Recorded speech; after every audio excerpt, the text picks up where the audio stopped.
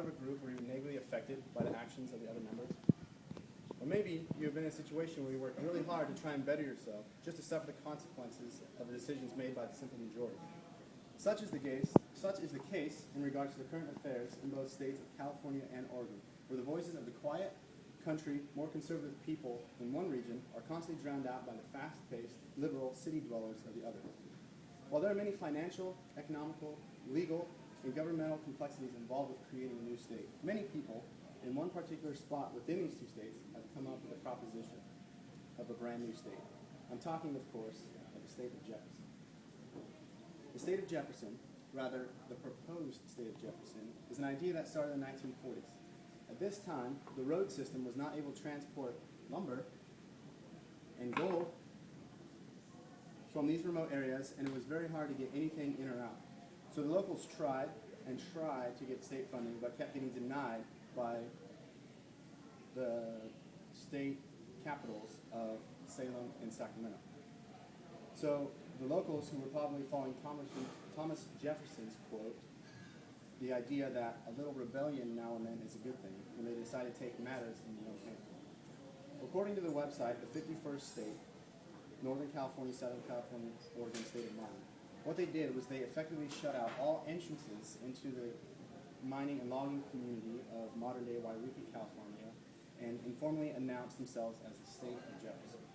They quickly drew up boundaries and established a capital, which was Wairika. At this time, the Bureau of the Census, according to the Bureau of the Census, Wairika had 2,485 people living in it. The initial state of Jefferson included 3 Oregon counties and 3 California counties. They even designed their own flag and state seal. According to Bernita and Fiorini Jenner in their book, The State of Jefferson, it was a simple drawing of a gold pan with 2 X's on it to symbolize being abandoned and double-crossed by the state capitals. This single act of revolution started a trend into a statewide movement which was being widely accepted. However, history had other plans, because just when the issue was reaching national attention, Pearl Harbor was attacked by the Japanese, and subsequently all attention was dedicated to the war, and federal aid was immediately given to build the roads that they wanted in the first place. So the effort to create the new state was gone overnight. Today, many residents of this region have adopted the state of Jefferson identity and are very adamant about being considered separate from their respective states. Even though it's not widely known across the rest of the United States, the push for the state of Jefferson has effectively united a seemingly small portion of America. Some changes have been made over the years, however. The flag that the old settlers created has changed slightly to a more modern design, but it still includes the original state seal with the 2 X's. The boundaries have also changed to include 9 additional counties in California to the south and 3 counties in Oregon to the north, resulting in almost double its original size. Now, having been raised in one of the towns in California that lies within the proposed state of Jefferson, I can personally attest to the enthusiasm that is expressed by overwhelming majority. There are bumper stickers, T-shirts, maps, websites, music groups, even a sign on the freeway that says, "Welcome to the state of Jefferson." Above all, it is very common to see the official state flag, the official state of Jefferson's flag flying directly underneath the American flag with no actual state flag inside. Now, I know what you're probably thinking. You can't just go around making a state whenever the going gets rough.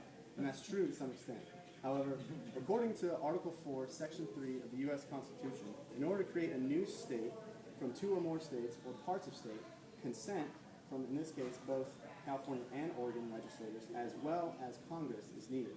In fact, this has happened 5 times in U.S. history alone.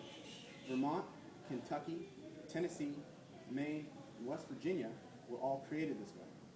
So in conclusion, the idea of the state of Jefferson, which began in the 1940s, lives on in the hearts and minds of people today, who are still facing the complexities of the government in trying to become its own state.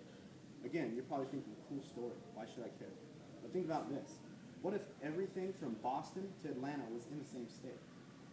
Think of the vast cultural differences that each of the states and cities along the East Coast have. It would be nearly impossible for one body of government to satisfactorily meet the needs of all the different types of people, places, and assets that are contained in that area. So my question is simply this. Why can't California and Oregon be divided into smaller, more manageable states.